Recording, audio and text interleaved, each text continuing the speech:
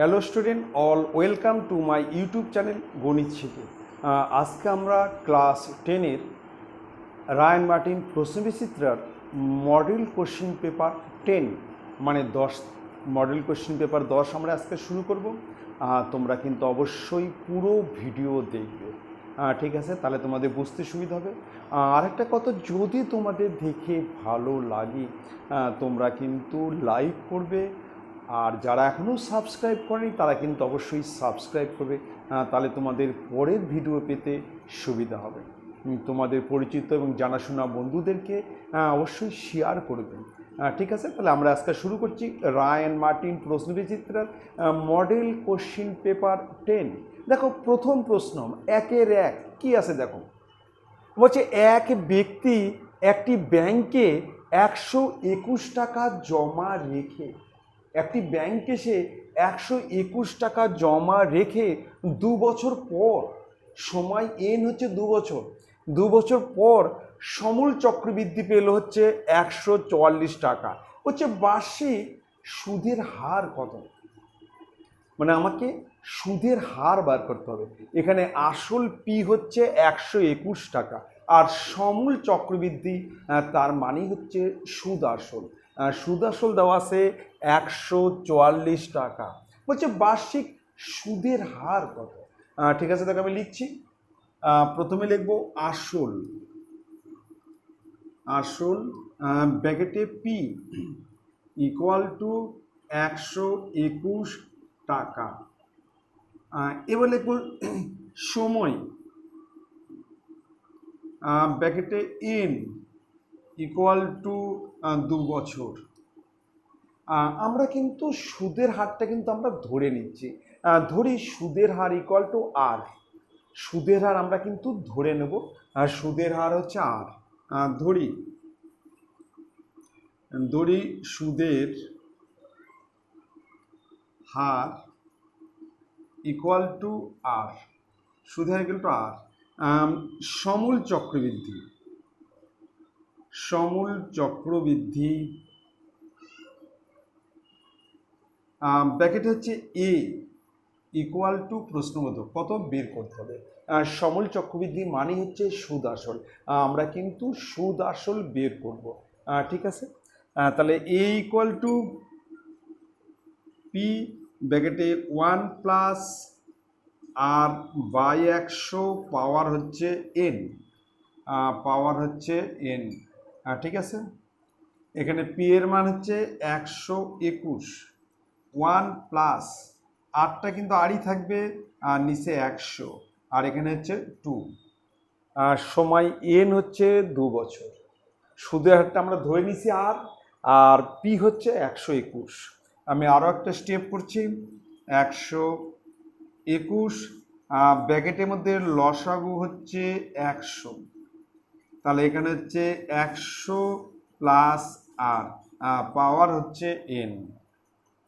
এটা হচ্ছে সমূল চক্রবৃদ্ধি, কিন্তু অঙ্কে কিন্তু সমূল চক্রবৃদ্ধি দেওয়া আছে।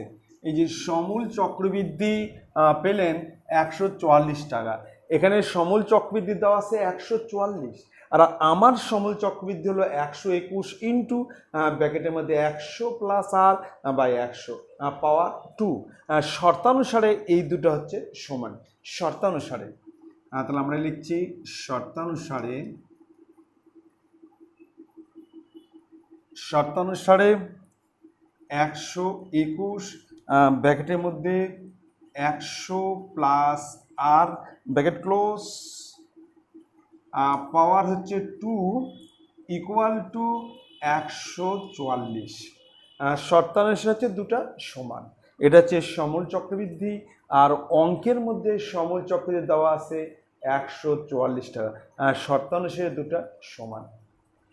এবার আমি 121কে ওপার করে দিচ্ছি, তাহলে এখানে থাকবে 100 প্লাস আর, তার নিচে হচ্ছে 100 ইকুয়াল টু 100, এখানে পাওয়ার হচ্ছে 2, 144-এর নিচে 121, ঠিক আছে? এবার আমরা কিন্তু 144 মানে 12 স্কোয়ার, আর 121 মানে 11 স্কোয়ার, তার মানে 12/11 তার হোল স্কোয়ার। 12/11 তার হোল স্কোয়ার। আমি লিখছি দেখো, 100 প্লাস আর তার নিচে হচ্ছে 100 তার হোল স্কোয়ার, আর এখানে 12 নিচে 11 তার হোল স্কোয়ার। এবার দুই দিক থেকে আমরা হোল স্কোয়ারটা মানে স্কোয়ারটাকে কিন্তু তুলে দেবো দুই দিক থেকে, মানে সমান জন্য এপার ওপার থেকে আমরা স্কোয়ারকে কিন্তু উঠিয়ে দেবো। তাহলে এখানে থাকবে হচ্ছে 100 প্লাস আর, আর তার নিচে 100, এখানে হচ্ছে 12 নিচে 11, 12 নিচে 11। এবার আমরা কিন্তু বজ্র গুণন মানে ক্রস গুণন করব। বজ্র গুণন ক্রস গুণন, প্রথমে 11 দিয়ে গুণ করছি, তাহলে এখানে 1100 প্লাস 11 আর, আর এখানে হচ্ছে 1200, 12 আর 100 গুণ করলে 1200, 11 দিয়ে গুণ করলে 1100 প্লাস 11 আর। এবার 1100 আমরা ওপার করছি এবং এপার থেকে ওপারে গেলে কিন্তু চিহ্ন পাল্টে যাবে, প্লাস আছে, ওপারে গেলে কিন্তু মাইনাস হবে, বা 11 আর ইকুয়াল টু 1200 মাইনাস 1100, বা 11 আর ইকুয়াল টু 100, অতএব আর ইকুয়াল টু 100 নিচে 11 সমান 9×1=11 টাকা। তাহলে এখানে 11 দিয়ে 100কে ভাগ করলে 9×1=11 টাকা। এবার সুদের হার আমরা এখানে লিখছি, সুদের হার ইকুয়াল টু 9×1=11%, 9×1=11% সুদের হার। এবার আমরা অপশান দেখব। অপশান এ হচ্ছে 9×1=11%, বি হচ্ছে 2%, সি হচ্ছে 5%, আর ডি হচ্ছে 10%। তাহলে আমার অ্যান্সার হবে এ নম্বর, অ্যান্সার হবে হচ্ছে এ, এটা হচ্ছে অ্যান্সার। ঠিক আছে, খুব ভালো কথা। দেখো এবার চলে আসতেছি নেক্সট অঙ্কের 2 নম্বর। দেখো প্রশ্ন কি আছে, বলছে x² plus x minus 1 equal to 0 সমীকরণের বীজদ্বয় আলফা এবং বিটা। সমীকরণের বীজ হচ্ছে আলফা এবং বিটা হলে 1/α প্লাস 1/β এর মান কত হবে সেটা আমাকে বের করতে হবে। 1/α প্লাস 1/β এর মান কত সেটা আমাকে বের করতে হবে। দেখো এখানে সমীকরণ দেওয়া আছে x² plus x minus 1 equal to 0। ঠিক আছে, এখানে এই সমীকরণ দেওয়া আছে, তার মানে ax² প্লাস bx, এখানে a এর মান হচ্ছে 1 আর bx, b এর মান 1 আর c এর মান হচ্ছে -1। আমাকে এখানে কি করতে হবে, এখানে আমাকে মান বের করতে হবে 1/α প্লাস 1/β ইকুয়াল টু কত সেটা আমাকে বের করতে হবে। এবং আলফা ও বিটা হচ্ছে সমীকরণের দুটি বীজ। তাহলে এই অঙ্কটা করতে গেলে আমরা প্রথমে আলফা প্লাস বিটা মানে বীজদ্বয়ের সমষ্টি বের করব, আর বীজদ্বয়ের সমষ্টি হচ্ছে -b/a, -b/a, এটা হচ্ছে বীজদ্বয়ের সমষ্টি। আর বীজদ্বয়ের গুণফল হচ্ছে c/a, এখানে c হচ্ছে -1, b হচ্ছে 1 আর a হচ্ছে 1, তার মানে a equal to 1, b equal to 1 আর c ইকুয়াল টু -1। ঠিক আছে, আমরা যদি শ্রীধর আচার্যের যে সমীকরণ ax² plus bx plus c equal to 0 এর সঙ্গে যদি আমরা এটার তুলনা করি তাহলে আমরা পেয়ে যাবো a equal to 1, b equal to 1 আর c ইকুয়াল টু -1। ঠিক আছে, তাহলে এই অঙ্কটা করার আগে আমাকে কিন্তু দুটো মান বের করতে হবে। একটা হচ্ছে আলফা প্লাস বিটা মানে বীজদ্বয়ের সমষ্টি কত সেটা বের করতে হবে, আর একটা বের করতে হবে বীজদ্বয়ের গুণফল মানে আলফা ইন্টু বিটা, এই দুটো মান আমাকে বের করতে হবে। ঠিক আছে, দেখো তাহলে প্রথমে আমি বার করছি বীজদ্বয়ের সমষ্টি alpha plus beta equal to -b/a, -b/a সমান সমান b এর মান হচ্ছে -1, তার নিচে 1 সমান সমান -1, তাহলে আলফা প্লাস বিটা সমান -1। এখানে বি এর মান হচ্ছে 1 আর বি এর মান হচ্ছে 1, আবার এর মানও হচ্ছে 1, সেখানে -b/a, ঠিক আছে, -b/a। আর একটা বের করতে হবে, সেটা হচ্ছে আলফা বিটা, এটা হচ্ছে c/a। c/a আলফা বিটা হচ্ছে মানে বীজদ্বয়ের গুণফল, বীজদ্বয়ের গুণফল হচ্ছে c/a। সমান সমান এখানে সি এর মান হচ্ছে -1 আর এর মান হচ্ছে 1, সমান সমান -1, তাহলে আলফা বিটা হচ্ছে -1। কমপ্লিট। এবার আমি এই অঙ্কটা করব। আমি দেখো এই অঙ্কটা দেওয়া আছে 1/α প্লাস 1/β, এর লসাগু করব। এর লসাগু হচ্ছে আলফা বিটা, আলফার বিটার লসাগু হচ্ছে আলফা বিটা, ঠিক আছে। তাহলে আলফা আলফা ভাগ গেলে এটা হবে বিটা, প্লাস বিটা বিটা ভাগ গেলে এটা হবে আলফা। এবার alpha plus beta, alpha plus beta এর মান হচ্ছে -1, তাহলে এর মান -1 আর আলফা বিটার মান হচ্ছে -1, এর মানও হচ্ছে -1, এই দুটার মানই হচ্ছে -1, 19 মাইনাস কেটে যাবে, সমান সমান 1। এবার আমরা অপশান দেখব। অপশান এ হচ্ছে -1, অপশান বি হচ্ছে 0, অপশান সি হচ্ছে 1 আর অপশান ডি হচ্ছে +-1। আমরা চলে আসবো অপশান সি। তাহলে আমি এখানে অ্যান্সার লিখবো হচ্ছে সি, ঠিক আছে। খুব ভালো করে দেখো, তাহলে কিন্তু খুব ভালো করে মনে রাখা দিবে যে আলফা প্লাস বিটা হচ্ছে -b/a আর আলফা বিটা হচ্ছে c/a। খুব ভালো করে ফর্মুলা মনে রাখা দিবে, ঠিক আছে।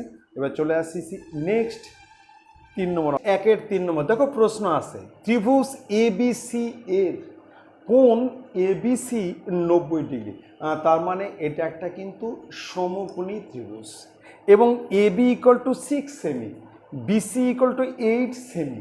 বলছে ত্রিভুজ ABC এর পরিব্যাসার্ধ হলো, এর পরিব্যাসার্ধ কত, ত্রিভুজ ABC এর পরিব্যাসার্ধ কত সেটা আমাকে বের করতে হবে। একটা কথা অবশ্যই মনে রাখা দেবে, এটা কিন্তু ফর্মুলা যে সমকোণী ত্রিভুজ হলে তার পরিব্যাসার্ধ হচ্ছে অতিভুজ/2। আমাকে তাহলে অতিভুজ বের করতে হবে, তাকে 2 দিয়ে ভাগ করলেই আমরা কিন্তু পরিব্যাসার্ধ পেয়ে যাব। আমি আবার বলছি, সমকোণী ত্রিভুজের পরিব্যাসার্ধ = অতিভুজ/2, অতিভুজ/2। ঠিক আছে, তাকে আমি করছি।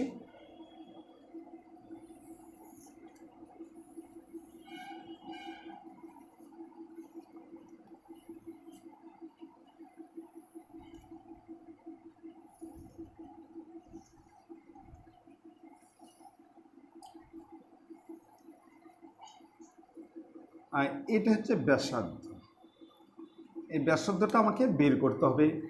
ত্রিভুজের নাম দিচ্ছি কোণ ABC ত্রিভুজের, এটা হচ্ছে ABC, ABC ত্রিভুজ যার কোণ ABC হচ্ছে, এই কোণটা হচ্ছে 90 ডিগ্রি আর AB হচ্ছে 6 সেমি, এটা হচ্ছে 6 cm আর BC হচ্ছে 8 cm, ঠিক আছে। এখানে আমাকে পরিব্যাসার্ধ বার করতে গেলে আমাকে কিন্তু অতিভুজ বের করতে হবে, আর অতিভুজকে 2 দিয়ে ভাগ করলেই কিন্তু পরিব্যাসার্ধ হয়ে যাবে, ঠিক আছে। তার মানে পরিব্যাসার্ধ সমান কি, আমি ফর্মুলা লিখে দিচ্ছি, পরিব্যাসার্ধ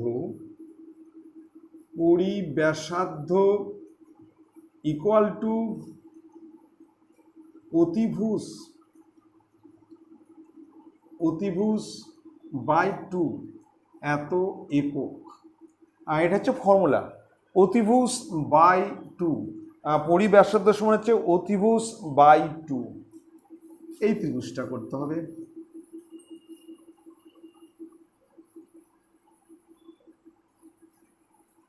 ঠিক আছে, তাহলে আমাকে কিন্তু এসি বার করতে হবে। এখানে কিন্তু লম্ব আর ভূমি দেওয়া আছে, আমি একটু লিখছি যে ত্রিভুজ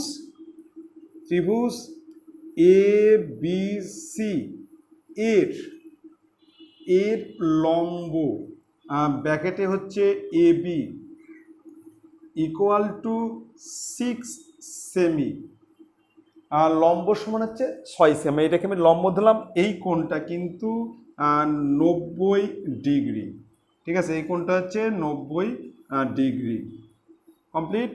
আর ভূমি বিসি, ত্রিভুজ এ বি সি এর ভূমি ব্র্যাকেটে হচ্ছে বিসি ইকুয়াল টু 8 সেমি, আর ত্রিভুজ এ বি সি এর অতিভুজ ব্র্যাকেটে হচ্ছে এসি ইকুয়াল টু প্রশ্নবোধ। তাহলে আমাকে কিন্তু অতিভুজ বের করতে হবে। অতিভুজ সমান রুটের মধ্যে লম্ব স্কোয়ার প্লাস ভূমি স্কোয়ার, পাশে হচ্ছে একক। অতিভুজ ইকুয়াল টু রুটের মধ্যে লম্ব স্কোয়ার প্লাস ভূমি স্কোয়ার, পাশে হচ্ছে একক। এটা হচ্ছে পিথাগোরাসের উপপাদ্য থেকে আমরা পাই যে অতিভুজ স্কোয়ার সমান লম্ব স্কোয়ার প্লাস ভূমি স্কোয়ার, ঠিক আছে? আমরা লিখছি যে অতএব এসি ইকুয়াল টু রুটের মধ্যে A B square plus B C square, পাশে হচ্ছে একক। তার মানে হচ্ছে লম্ব স্কোয়ার প্লাস ভূমি স্কোয়ার, সেটা হচ্ছে রুটের মধ্যে। অতিভুজ এসি ইকুয়াল টু রুটের মধ্যে লম্ব স্কোয়ার প্লাস ভূমি স্কোয়ার। এবার এ বির মান হচ্ছে 6, তার হচ্ছে হোল স্কোয়ার প্লাস 8 তার হোল স্কোয়ার, পাশে হচ্ছে সেমি। এবার রুটের মধ্যে হচ্ছে 36 প্লাস 64 সেমি, রুটের মধ্যে 100 সেমি সমান সমান 10 সেমি। তাহলে আমরা কিন্তু অতিভুজ পেয়ে গেলাম। এই অতিভুজ হচ্ছে 10 সেমি, অতিভুজ হচ্ছে 10 সেমি, ঠিক আছে? এবার আমাকে বের করতে পরিব্যাসার্ধ বের করতে হবে। পরিব্যাসার্ধ ইকুয়াল টু অতিভুজ বাই 2, অতিভুজ বাই 2। এই ফর্মুলা কিন্তু খুব ভালো করে মনে রেখে দিবে।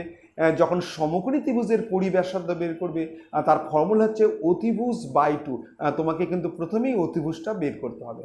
এবার লিখবো যে পরিব্যাসার্ধ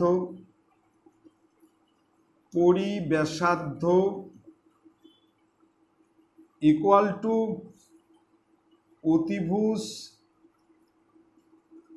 অতিভুজ বাই 2, পাশে হচ্ছে একক, সমান 10-এর নিচে 2, তাহলে 5 সেমি। তাহলে পরিবৃত্তের ব্যাসার্ধ হচ্ছে সমকোণী ত্রিভুজের পরিব্যাসার্ধ হচ্ছে 5 সেমি। এবার আমরা অপশান দেখব। অপশান এ হচ্ছে 10 সেমি, অপশান বি হচ্ছে 4 সেমি, অপশান সি হচ্ছে 4.5 সেমি, আর অপশান ডি হচ্ছে 5 সেমি। তাহলে আমার এটা অ্যান্সার হবে অপশান ডি, এটা হচ্ছে অ্যান্সার। তাহলে খুব ভালো করে মনে রাখা দিবে, তোমরা একটা ইম্পর্টেন্ট ফর্মুলা মনে রাখা দিবে যে যখন সমকোণী ত্রিভুজ হবে তার পরিব্যাসার্ধ হবে অতিভুজ বাই 2। তোমরা তাহলে প্রথমে অতিভুজটা বের করে নেবে। এখানে লম্ব আর ভূমি যদি দেওয়া থাকে তাহলে তোমরা প্রথমে অতিভুজ বের করবে। অতিভুজ সমান রুটের মধ্যে লম্ব স্কোয়ার প্লাস ভূমি স্কোয়ার। অতিভুজ যখন তোমার বের হয়ে গেল তাকে 2 দিয়ে ভাগ করলেই পরিব্যাসার্ধ হবে, ঠিক আছে? এবার চলে আসতেছি আমরা নেক্সট অঙ্কে। এবার আমরা নেক্সট অঙ্কে আসতেছি। এর 4 নম্বর বলছে একটি ঘনকের প্রতিটি বাহুর দৈর্ঘ্য এ একক। ঘনকের প্রতিটি বাহুর দৈর্ঘ্য হচ্ছে এ একক। আমরা জানি ঘনকের কিন্তু 6টা তল আছে এবং প্রতিটা তল কিন্তু বর্গাকার। কারণ ঘনক কাকে বলে?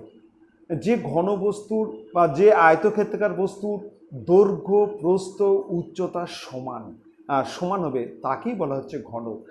যে আয়তাকার বস্তুর দৈর্ঘ্য প্রস্থ উচ্চতা সমান তাকেই বলা হচ্ছে ঘনক।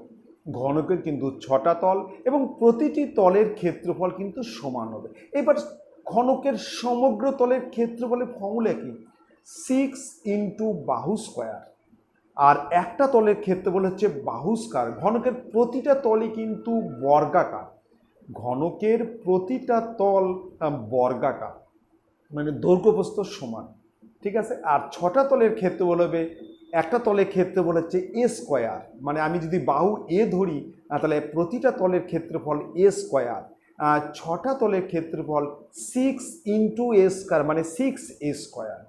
আর ঘনকের কর্ণের দৈর্ঘ্য হচ্ছে √3 ইন্টু বাহু, আর প্রতিটা তলের কর্ণের দৈর্ঘ্য তলের কর্ণ √2 ইন্টু বাহু, √2 ইন্টু বাহু।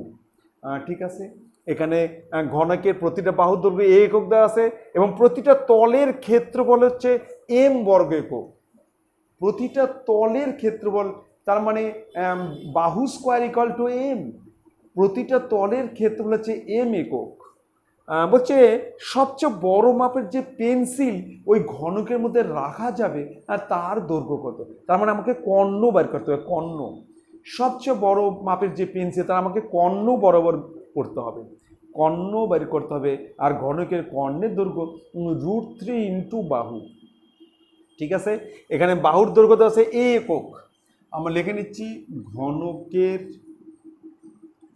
ঘনকের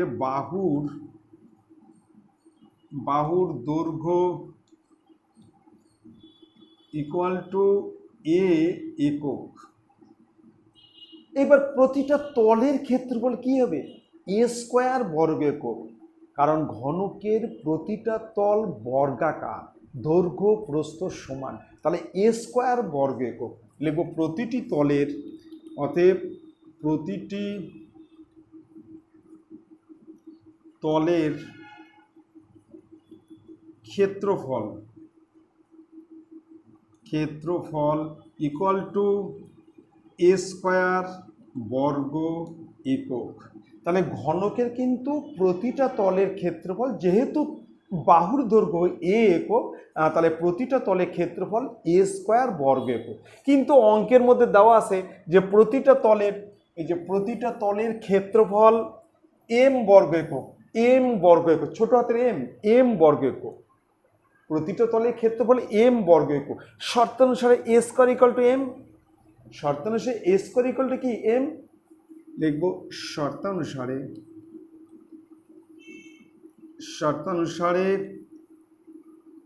a square equal to m, অতএব a ইকুয়াল টু √m।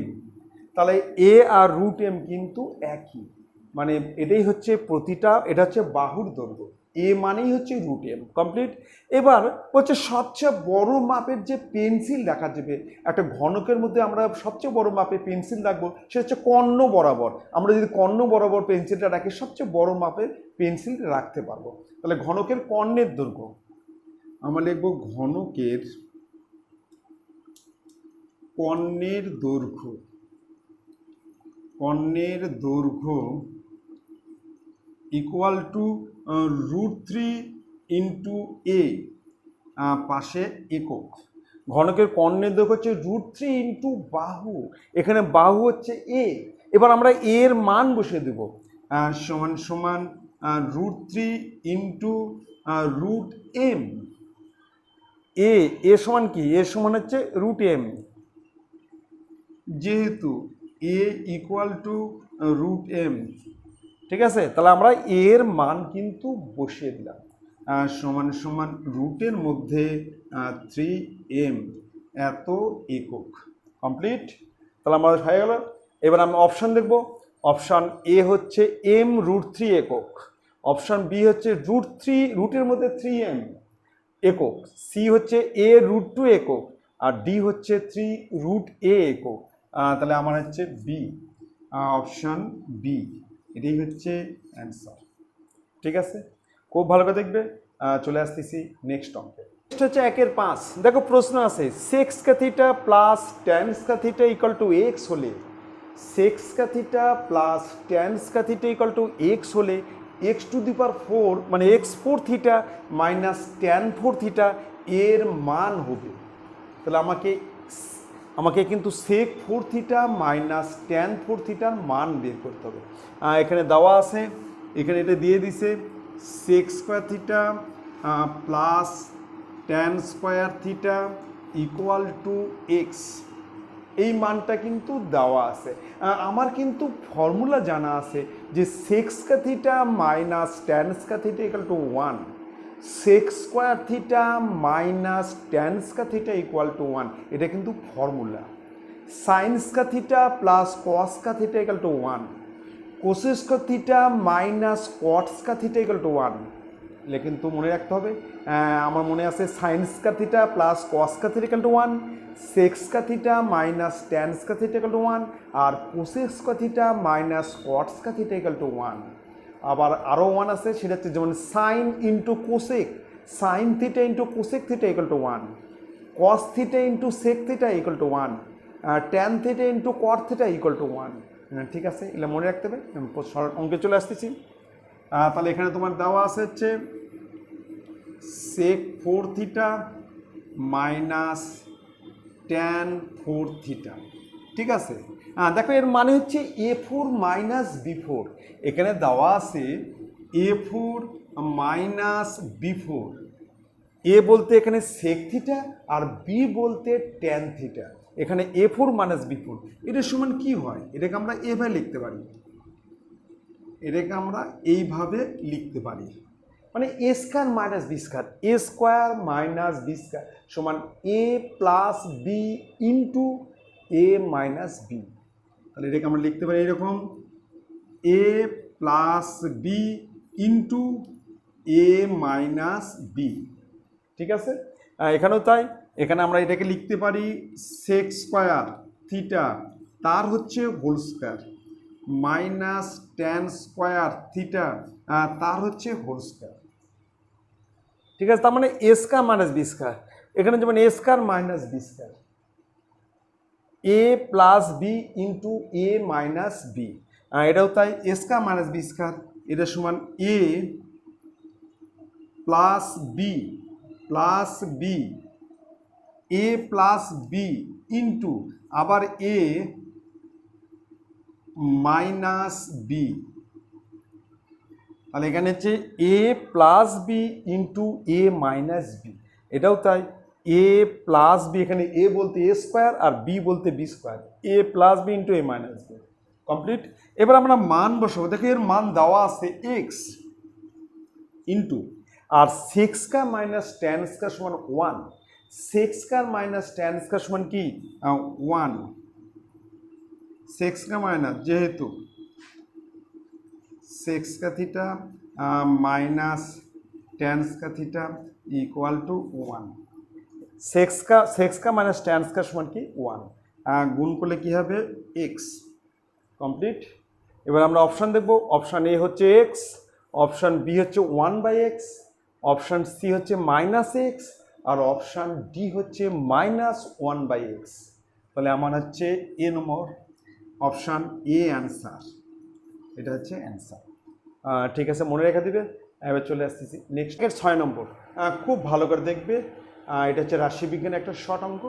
প্রশ্ন আছে x1, x2 dot dot x10 আর রাশিগুলির গড় হচ্ছে 20। এই যে 10টা রাশি আছে মানে x10 অবধি, তার মানে x1, x2, x3, x4, x5, x6, x7, x8, x9, x10, মানে 10টা সংখ্যার গড় আছে 20। তাহলে আমরা 10টা সংখ্যার সমষ্টি করব, 10টি সংখ্যার গড় 20, আমরাও 10টি সংখ্যার কি করব গড় করব। আমরা 10টি সংখ্যার গড় করতে গেলে আমাদের 10 দিয়ে ভাগ করতে হবে, 10টা সংখ্যা যোগ করে তাকে 10 দিয়ে ভাগ করতে হবে। ঠিক আছে, আমরা কিন্তু এই যে 10টি সংখ্যা আছে, একটা হচ্ছে x1, x2, x3, x4, x5, x6 dot dot x10, মানে x1 থেকে x10 মানে 10টা সংখ্যা আছে। এই 10টা সংখ্যার আমরা গড় করব। কিভাবে গড় করব? এই সংখ্যাগুলো যোগ করে তাকে 10 দিয়ে ভাগ করব। আমরা গড় করতে হলে কী করবো? সংখ্যাগুলো সব যোগ করবো, মানে x1 plus x2 plus x3 করে তাকে আমরা 10 দিয়ে ভাগ করব। তাহলেই আমরা কিন্তু গড় পাবো। সেই গড়টা দেওয়া আছে 20, শর্ত অনুসারে সেটা ইকুয়াল টু 20। আমি আবার বলছি, এখানে কিন্তু 10টা সংখ্যা আছে। এখানে x1, x2, x3 dot dot দেওয়া আছে, x4, x5, x6, x7, x10 অবধি আছে, মানে x1 থেকে x10, তাহলে 10টা সংখ্যা। এই 10টা সংখ্যার আমরা কিন্তু গড় বের করব। এখন তোমাদের প্রশ্ন যে কেন আপনি গড় বের করবেন, এখানে গড় দেওয়া আছে কিন্তু, তাহলে আমরাও গড় বের করব। অঙ্কের মধ্যে কিন্তু গড় মান দেওয়া আছে, আমরাও গড় বের করব করে শর্ত অনুসারে কি করে দুটো সমান করব। এখন তোমাদের প্রশ্ন যে গড়টা আমরা কিভাবে বের করব, আমরা 10টা সংখ্যা যোগ করব। কিভাবে যোগ করব? x1 plus x2 plus x3 plus x4 plus x5 এরকম 10টা সংখ্যা যোগ করব, তাকে 10 দিয়ে আমরা ভাগ করব। ঠিক আছে, সংখ্যাগুলো যোগ করে 10 দিয়ে ভাগ করলেই তো গড় হয়ে যাবে। শর্তানুসারে এই গড় ইকুয়াল টু 20। ঠিক আছে, এখান থেকে গড় ইকুয়াল টু 20, তাহলে আমরা সংখ্যাগুলির সমষ্টি পেয়ে যাব। আমি করছি, একটু দেখো। তাহলে এখানে দেওয়া আছে, এখানে আমরা লিখবো যে সংখ্যাগুলির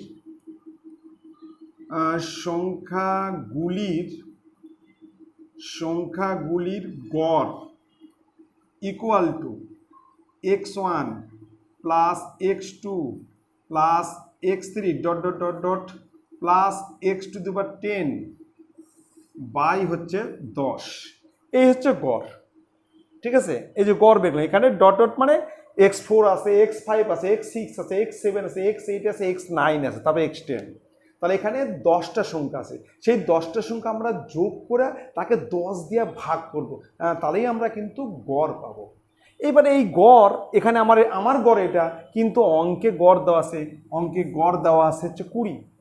অঙ্কে গড় কত আছে? 20। শর্তানুসারে এটা ইকুয়াল টু 20। শর্তানুসারে এটা ইকুয়াল টু 20 লিখবো। শর্তানুসারে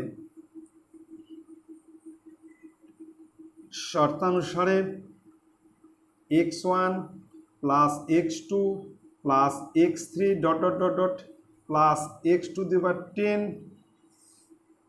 10 ইকুয়াল টু 20। শর্তানুসারে এটা ইকুয়াল টু 20।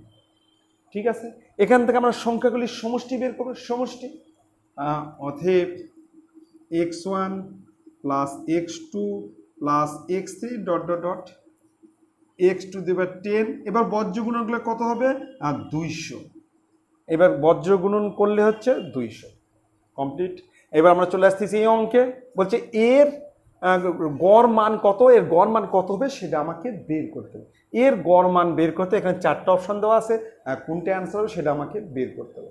ঠিক আছে, তাহলে প্রথমে লিখছি x1 plus 4 plus x2 plus 8 plus x3 plus 12 dot dot dot dot dot দেওয়া প্লাস x10 প্লাস 40। আমরা কিন্তু এর গড় বের করব, গড় মান বের করব। ঠিক আছে, এর গড় বের করতে গেলে আমরা কিন্তু এটাকে কিন্তু 10 দিয়ে ভাগ করি। এখানেও কিন্তু 10টা সংখ্যা আছে, এই একটা সংখ্যা, 2টা, 3টা, x3 plus 12, x4 plus 16, x5 plus 20, x6 plus 24, এরকম করে x10 40, মানে 10টা, x10 মানে 10টা সংখ্যা আছে। এর গড় করব। এর গড় করতে গেলে কিন্তু আমরা কিন্তু 10 দিয়ে ভাগ করি, এটাকে আমরা 10 দিয়ে ভাগ করব। ঠিক আছে, লিখব সংখ্যাগুলির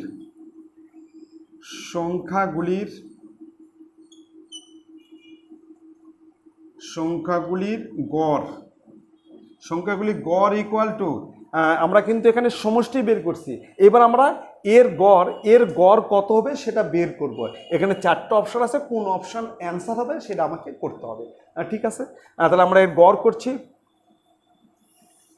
উপরে লিখছে হচ্ছে x1 plus 4 plus x2 plus 8 plus x3 plus 12 dot dot dot x10 plus 40। আর গড় করতে গেলে 10 দিয়ে ভাগ। এখানে 10টা সংখ্যা আছে, তাকে 10 দিয়ে ভাগ, তবেই তো গড় হবে। সংখ্যাগুলির সমষ্টি করে তাকে আমরা 10 দিয়ে ভাগ করব। কেন 10 দিয়ে ভাগ করছি? যেহেতু আমরা 10টা সংখ্যা যোগ করব, আর যতগুলো সংখ্যা যোগ করবো তত দিয়ে তো ভাগ করব, তবেই তো আমরা গড় পাবো, গড় মান।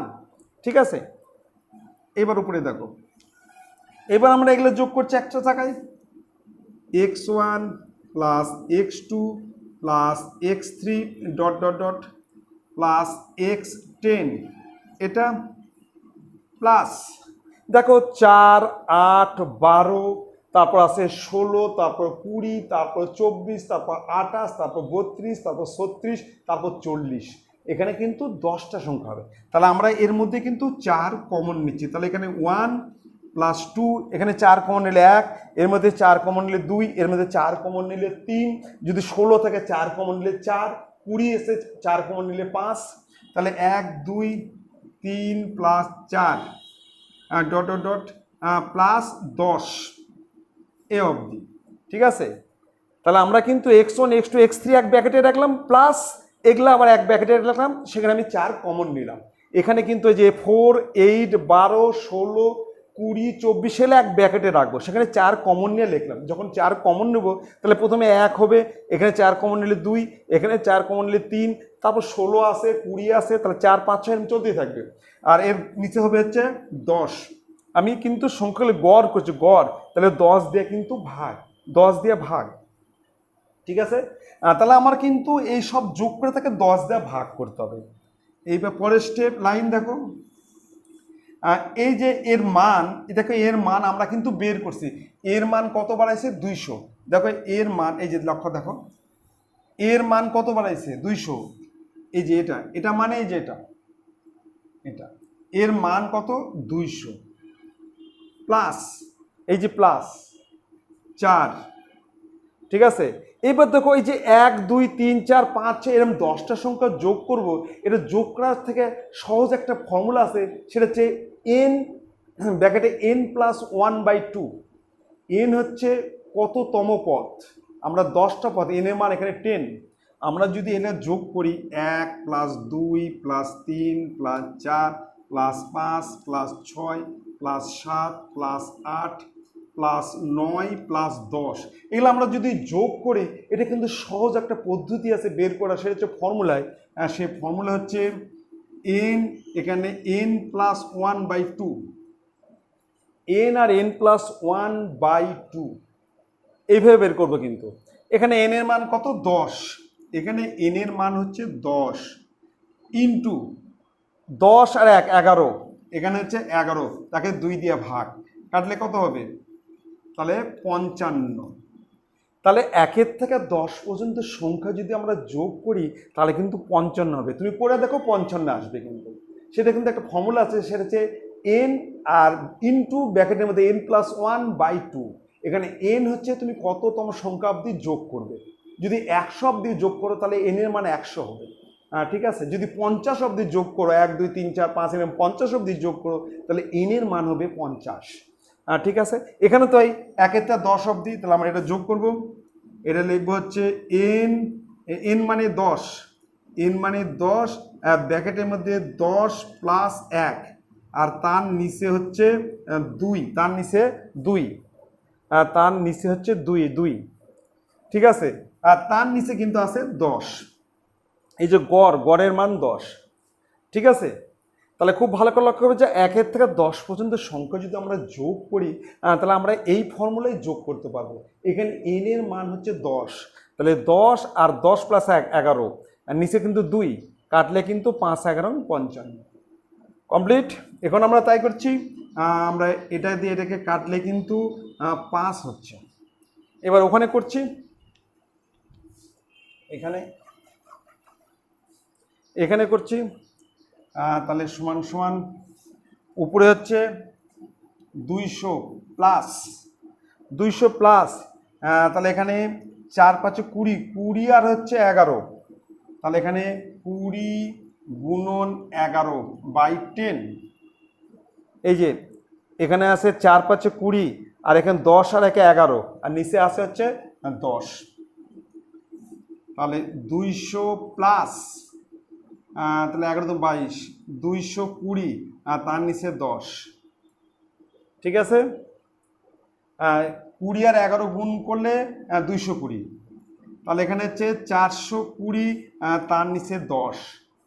এটা যোগ করলে কিন্তু 420 নিচে 10, এই 0 0 কাটলাম, সমান সমান 42। তাহলে আমার এর গড় মান কত বাড়ালো? 42। এর গড় মান হচ্ছে 42। এবার আমরা অপশান দেখব। অপশান এ হচ্ছে 32, অপশান বি 42, অপশান সি হচ্ছে 52, আর অপশান ডি হচ্ছে 62। তাহলে আমার বি অ্যান্সার হবে হচ্ছে বি, এটাই হচ্ছে অ্যান্সার। ঠিক আছে, খুব ভালো করে দেখবে, খুব ভালো করে লক্ষ্য করবে। এবার চলে আসতেছি নেক্সট অঙ্ক 2 এর 1 নম্বর। দেখো, 1 বছরের আসল ও সুদ আসলের অনুপাত 8:9 হলে আসল আর সুদ আসল আমরা ধরে নেব, ধরি আসল ইকাল টু 8x টাকা আর সুদ আসল হচ্ছে 9x টাকা। আমরা সুদ আসল থেকে যদি আসল বাদ দিই তাহলে আমরা কিন্তু সুদ পাবো। ঠিক আছে, বলছে বার্ষিক সুদের হার কত? বার্ষিক সুদের হার আমাকে বের করতে হবে। তাহলে আমরা এটা কিন্তু 1 বছরের সময় টি ইকাল টু 1 বছর। তাহলে আমরা ধরে নিচ্ছি এখানে অনুপাত দেওয়া আছে, আসল আর সুদ আসলে অনুপাত, আসল ও সুদ আসলে অনুপাত হচ্ছে 8:9। আমরা ধরে নিচ্ছি পাশে একটা এক্স ধরছি, ধরি আসল পি ইকুয়াল টু 8x টাকা আর ধরি সুদ আসল P plus I equal to 9x টাকা। আমরা ধরে নিচ্ছি, ধরি আসল ব্র্যাকেটে পি ইকুয়াল টু 8x টাকা আর ধরি সুদ আসল ব্র্যাকেট হচ্ছে P plus I equal to 9x টাকা। ঠিক আছে, তাহলে আমরা আসল ধরে নিলাম 8x টাকা আর সুদ আসল ধরলাম আমরা 9x টাকা। এখন সুদ আসল থেকে যদি আমরা আসল বাদ দিই তাহলে আমরা কিন্তু সুদ পাবো, সুদ আই পাবো। দেখবো সুদ I equal to 9x minus 8x equal to x টাকা। এবার 1 বছরে, তাহলে এখানে সময় টি ইকুয়াল টু 1 বছর, লিখব সময় ব্র্যাকেটে টি ইকুয়াল টু 1 বছর। আমরা সুদের হার বের করব, সুদের হার ব্র্যাকেটে আর ইকুয়াল টু প্রশ্নবোধক, সুদের হার কত সেটা আমাকে বের করতে হবে। তাহলে আর ইকুয়াল টু 100 গুণন আই ডিভাইডেড পিটি, 100 গুণন আই ডিভাইডেড পিটি, লিখব আর ইকুয়াল টু 100 গুণন আই আর নিচে হচ্ছে পিটি। ঠিক আছে, এবার মান বসাচ্ছি, 100 গুণন আয়ের মান হচ্ছে এক্স আর পি এর মান হচ্ছে 8x আর টি এর মান হচ্ছে 1, টি এর মান 1। এবার এক্স কেটে গেল, 4 দিয়ে কাটলে 2 আর 4 দিয়ে কাটলে 25 সমান 25-এর নিচে 2 টাকা। তার মানে সুদের হার কত হলো? সুদের হার ইকুয়াল টু, এবার যদি আমরা 25কে 2 দিয়ে ভাগ করি 12.5 মানে 12.5, 12.5, তাহলে সমান হচ্ছে 12.5 এত পার্সেন্ট। তাহলে সুদের হার হচ্ছে 12.5%। আমরা লিখব এখানে 12.5%। এটাই হচ্ছে অ্যান্সার। ঠিক আছে, এবার চলে আসতেছি নেক্সট হচ্ছে 2 এর 2 নম্বর। দেখো, খুব ভালো করে দেখবে, প্রশ্ন আছে এক্স ভেরিয়াস 1/y হলে, এক্স ভেরিয়াস 1/y হলে এক্স প্লাস ওয়াই এর মান ক্ষুদ্রতম হবে যখন কত সেটা বের করতে হবে। এক্স প্লাস ওয়াই এর মান ক্ষুদ্রতম হবে যখন ড্যাশ। ঠিক আছে, তাহলে এখানে আমরা লিখছি, এখানে দেওয়া আছে এক্স ভেরিয়াস 1/y। আমরা যদি ভেরিয়াস তুলে দিই তাহলে আমাকে কিন্তু একটা ধ্রুবক দিতে হবে, সে যে কোনো ধ্রুবক হতে পারে। আবার যদি ধ্রুবককে আমি উঠিয়ে দিই তাহলে কিন্তু ভেরিয়াস ফিরে আসবে। তাহলে আমি প্রথমে ভেরিয়াসটা উঠিয়ে দিচ্ছি, বা এক্স ইকুয়াল টু কে ইন্টু 1/y। তাহলে কে কিন্তু একটি ভেদ ধ্রুবক, মানে অশূন্য ভেদ ধ্রুবক। লিখব কে একটি অশূন্য ভেদ ধ্রুবক, একটা অশূন্য ভেদ ধ্রুবক। তাহলে কে একটি অশূন্য ভেদ ধ্রুবক, অতএব এক্স ওয়াই ইকুয়াল টু কে। তাহলে এক্স ওয়াই সমান কী হবে? কে হবে। কমপ্লিট। এবার চলে আসতেছি এক্স প্লাস ওয়াই। দেখো এক্স প্লাস ওয়াই, আমরা কিন্তু একটা ফর্মুলা জানি, সেটা হচ্ছে এ প্লাস বি তার whole square equal to A minus B whole square plus 4ab। আমাদের কিন্তু এরকম একটা ফর্মুলা জানা আছে, এ প্লাস বি তার whole square equal to A minus B তার হোল স্কয়ার প্লাস 4ab। দেখো এরকম একটা ফর্মুলা আছে, একটা আছে A plus B whole square সমান এ square plus 2ab plus B square.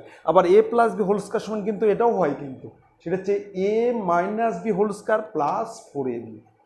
ঠিক আছে, তাহলে আমি এটাকে স্কোয়ার করছি, এটা স্কোয়ার দিয়ে প্রথমে মানটা বের করছি। এটার সময় আমরা লিখতে পারি এক্স মাইনাস ওয়াই তার whole square plus 4 plus 4 x y plus 4 x y. Complete. এবার আমি স্কোয়ার তুলে দিচ্ছি, তাহলে x plus y equal to রুটের মধ্যে এক্স মাইনাস ওয়াই তার whole square plus 4 x y. আমি কিন্তু স্কোয়ারটা তুলে দিলাম, তাহলে সমান বা কী হচ্ছে x plus y equal to রুটের মধ্যে এক্স মাইনাস ওয়াই তার হোল স্কয়ার প্লাস এই এক্স ওয়াই সমান কে, তাহলে এখানে 4k, এখানে কিন্তু 4k।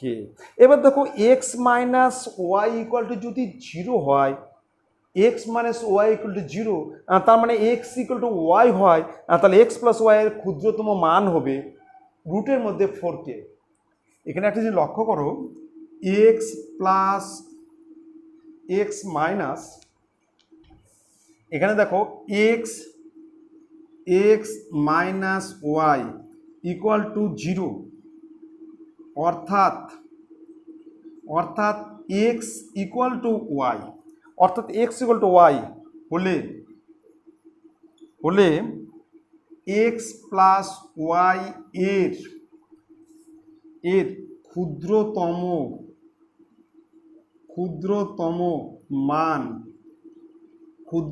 মান হবে ইকুয়াল টু রুটের মধ্যে 4k। এর মান যদি 0 হয়, দেখো আমি একটু এখানে দেখে দিচ্ছি, এরকম এই জিনিসটি এরকম আছে এক্স মাইনাস ওয়াই আর রুটের মধ্যে এক্স প্লাস ওয়াই, রুটের মধ্যে এক্স মাইনাস ওয়াই তার হোল স্কয়ার প্লাস 4k, ঠিক এরকম আছে, দেখো এরকম আছে, ঠিক আছে। আমরা এই মানটাকে 0 ধরছি, এর মান 0, এটা আসলে 0, অর্থাৎ x equal to y. X equal to যদি ওয়াই হয়, তাহলে এক্স প্লাস ওয়াইয়ের ক্ষুদ্রতম মান কী হবে 4k। দেখো এর মান আমরা 0 ধরছি, তার স্কোয়ার প্লাস 4k সমান সমান রুটের মধ্যে কী হবে, এরকম হবে, এটা 0 মানে এর কোনো দাম নেই 4k, তার মানে সমান হচ্ছে 2 রুট k। তাহলে কিন্তু এই এক্স প্লাস ওয়াই, এই যে এক্স প্লাস ওয়াই আছে, এর ক্ষুদ্রতম মান হবে কিন্তু এটা, তার মানে যে সমান কত 2 রুট k, এর ক্ষুদ্রতম মান হবে 2 রুট k। কিন্তু বলছে এখানে ক্ষুদ্রতম মান চায়নি, বলছে যখন এর ক্ষুদ্রতম মান হবে যখন কি এক্স ইকুয়াল টু ওয়াই হবে, x plus y equal to 0, তাহলে এক্স ইকুয়াল টু ওয়াই, তাহলে এক্স ইকুয়াল টু ওয়াই হলে কিন্তু এক্স প্লাস ওয়াই এর ক্ষুদ্রতম মান হবে 2 রুট k, এর ক্ষুদ্রতম মান কিন্তু এটা, ঠিক আছে। তাহলে এখানে আমরা অ্যান্সার কি লিখবো, এক্স ইকুয়াল টু ওয়াই হলে, তাহলে এক্স ইকুয়াল টু ওয়াই হলে কিন্তু এক্স প্লাস ওয়াই এর ক্ষুদ্রতম মান তখন আমরা পাবো, সেটা হচ্ছে 2 রুট k, এর ক্ষুদ্রতম মান কিন্তু এটা, ঠিক আছে। তার মানে আমরা কিন্তু এর হোল স্কয়ার দিয়ে মান বার করলাম, হোল স্কয়ার করলাম, স্কোয়ার তুলে দিলে রুট হবে। এবার এর মান আমরা 0 ধরলাম, মানে x minus y equal to 0 হলে, অর্থাৎ এক্স ইকুয়াল টু ওয়াই হলে, তাহলে এক্স প্লাস ওয়াই এর ক্ষুদ্রতম মান হবে এটা, সমান 2 রুট k, ঠিক আছে। এবার চলে আসতেছি নেক্সট অঙ্কে, 2-3 নম্বর। দেখো প্রশ্ন কি আছে, প্রশ্ন আছে ত্রিভুজ ABC এর DE সমান্তরাল BC, বলছে DE সমান্তরাল BC, DOE যথাক্রমে AB ও AC এর উপর অবস্থিত। AD বাই BD হচ্ছে 3/5 হলে, বলছে ত্রিভুজ ADE এর ক্ষেত্রফল বাই ত্রিভুজ ABC এর ক্ষেত্রফল কত, সেটা আমাকে কিন্তু বের করতে হবে, ঠিক আছে। দুটো ক্ষেত্রফল বের করতে হবে। আমরা প্রথমে ছবিটা এঁকে নিচ্ছি,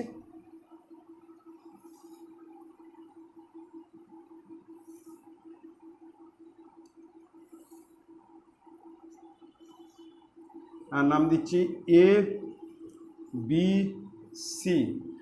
বিসি এর সমান, ডি হচ্ছে বিসি এর সমান্তরাল, ডিই, ডিই কিন্তু বিসি এর সমান্তরাল, ঠিক আছে, ডিই হচ্ছে বিসি এর সমান্তরাল। এখানে দেওয়া আছে এডি, এখানে দেওয়া আছে AD by BD equal to 3 নিচে 5। আমরা কিন্তু ধরে নিচ্ছি যে এডি ইকুয়াল টু, ধরি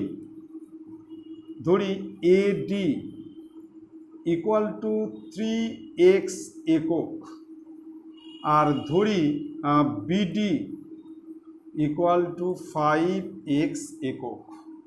তার মানে এডি প্লাস বিডি, এডি plus BD equal two 3x plus 5x এত একক। অতএব এবি ইকুয়াল টু 8x একক। তাহলে আমরা কিন্তু ধরে নিলাম এটা হচ্ছে 3x একক আর এটা হচ্ছে 5x একক।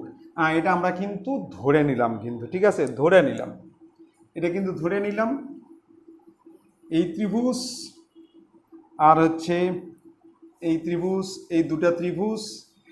এখানে দেখো একটা জিনিস লক্ষ্য করো, আমরা কিন্তু এখানে দুটো ত্রিভুজের মধ্যে দেখো এই ত্রিভুজ এ বি সি আর ত্রিভুজ এডিই এর মধ্যে, ত্রিভুজ এডিই ও ত্রিভুজ এ বি সি এর মধ্যে আমরা যদি দুটো ত্রিভুজের মধ্যে তুলনা করি তাহলে আমরা পাবো দুটো ত্রিভুজ হচ্ছে সদৃশকোণী ত্রিভুজ। আমি কিন্তু একটু বুঝে দিচ্ছি, একটু বেশি করে বুঝে দিচ্ছি, তোমাদের সুবিধা হবে, খুব ভালো কথা। দেখো শর্টকাট বুদ্ধি, আমি একটু প্রমাণ করছি। ত্রিভুজ এ ডিই ও ত্রিভুজ এ বি সি এর মধ্যে দেখো, এই দুটো ত্রিভুজের মধ্যে কিন্তু দেখো মানে এই ত্রিভুজের এই কোণ আর এই ত্রিভুজের এই কোণ কিন্তু সমান, কিন্তু কারণ বিসি সমান্তরাল ডিই এবং এ বি উহাদের ভেদক। যদি ভেদক হয় এই দুটো কোণ সমান হবে, এটাকে বলা হবে অনুরূপ কোণ, ঠিক আছে। লিখছি যে কোণ এডিই, কোণ এডিই ইকুয়াল টু কোণ এ বি সি, কোণ এ বি সি পাশে লিখে দিচ্ছি অনুরূপ কোণ, অনুরূপ কোণ, অনুরূপ কোণ, অনুরূপ কোণ, ঠিক আছে, এটা অনুরূপ কোণ। যেহেতু আসলে যেহেতু ডিই, যেহেতু বিসি সমান্তরাল ডিই, বিসি সমান্তরাল ডিই এবং এবি ভেদক, মানে এই দুটো বাহু সমান্তরাল, এটা একটা ভেদক, তাহলে দুটো কোণ কিন্তু সমান হবে, এটাকে বলা হচ্ছে অনুরূপ কোণ। আবার দেখো এই কোণের সঙ্গে কিন্তু এই কোণ সমান, এটাও কিন্তু অনুরূপ কোণ। লিখবো কোণ এডি, কোণ এ ইডি আর ইকুয়াল টু কোণ এ সি বি, এটা হচ্ছে অনুরূপ কোণ, অনুরূপ কোণ, অনুরূপ কোণ, ঠিক আছে। আর দেখো এই কোণটা, বাকি এই কোণটা দেখো দুটো ত্রিভুজের মধ্যে আছে, ত্রিভুজ কোণ ডিএই ইকুয়াল টু কোণ বিএসি, মানে একই কোণ। লিখবো কোণ ডিএই, কোণ ডিএই ইকুয়াল টু কোণ বিএসি, এটা হচ্ছে একই কোণ, একই কোণ, ঠিক আছে। অতএব ত্রিভুজ দুটো সদৃশকোণী।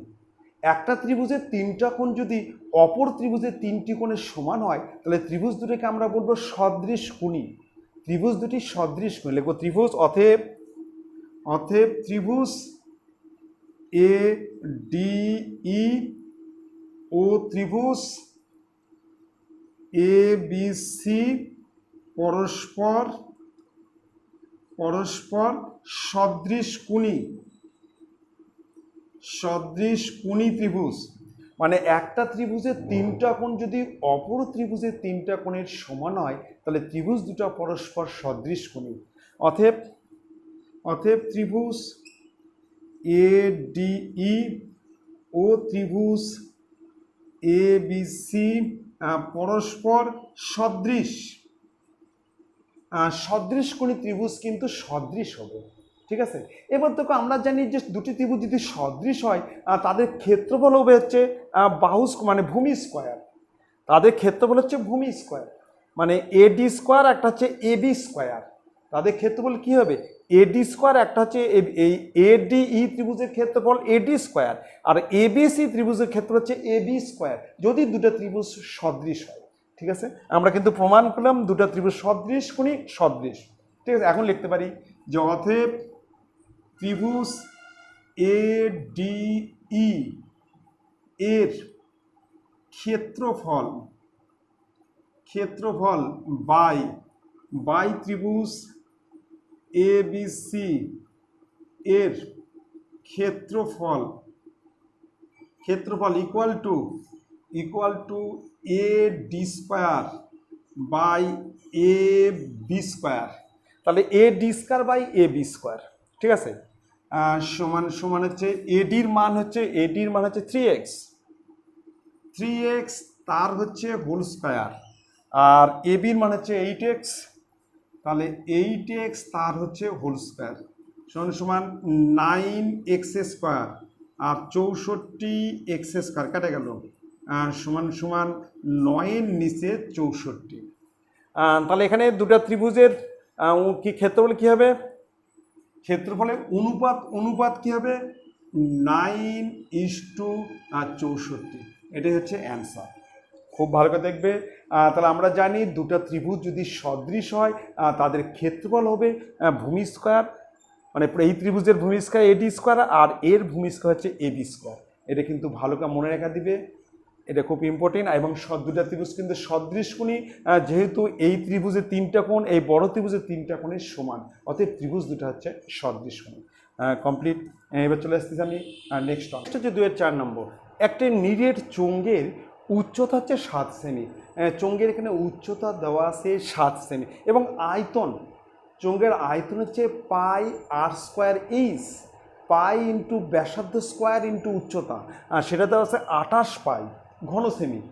তাহলে চোঙের আয়তন হচ্ছে πr²h ঘন একক, সেটা 28 পাই ঘন সেমি। বলছে চোঙটির বক্রতলের ক্ষেত্রফল, চোঙের বক্রতলের ক্ষেত্রফল হচ্ছে পরিধি ইন্টু উচ্চতা, মানে 2πr ইন্টু এইচ, তার মানে হচ্ছে পরিধি ইন্টু উচ্চতা, ঠিক আছে। আর চোঙ দেখো একটা, মনে করি একটা চোঙ,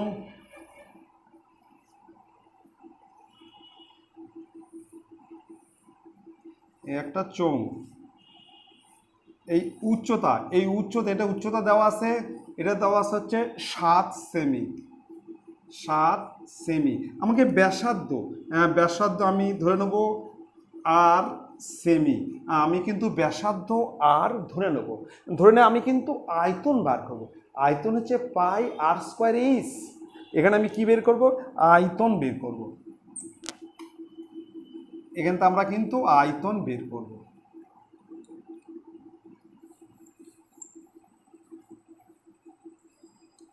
ঠিক আছে, এখানে তো আমরা কি বের করবো? আয়তন বের করব। তাহলে আমরা কিন্তু ধরে নিচ্ছি, ধরি ব্যাসার্ধ ইকুয়াল টু আর সেমি, ধরি ব্যাসার্ধ ইকুয়াল টু আর সেমি, আর নিচে লিখছি উচ্চতা ইকুয়াল টু 7 সেমি, ঠিক আছে। এখানে আমরা ব্যাসার্ধ আর সেমি ধরে নিলাম, উচ্চতা 7 সেমি দেওয়া আছে। আমরা কিন্তু আয়তন বের করব। কেন আয়তন বের করব? অঙ্কের মধ্যে কিন্তু আয়তন দেওয়া আছে, অঙ্কে যেটা দেওয়া থাকবে আমরা কিন্তু সেটাই বের করব, কোনো শর্তাংশের দুটো কি করব? সমান করব, ঠিক আছে। তাহলে আয়তন বের করব, অতএব আয়তন equal two pi into r² into 7 ঘন সেমি। তাহলে আমার আয়তন হচ্ছে পাই ইন্টু r² ইন্টু 7 ঘন সেমি। ঠিক আছে, শর্তানুসারে এটা ইকুয়াল টু 28 পাই। শর্তানুসারে এই দুটা, এখানে আয়তন দেওয়া আছে 28 পাই, আর শর্তানুসারে এটার সঙ্গে এটা কি হবে, সমান হবে। লিখব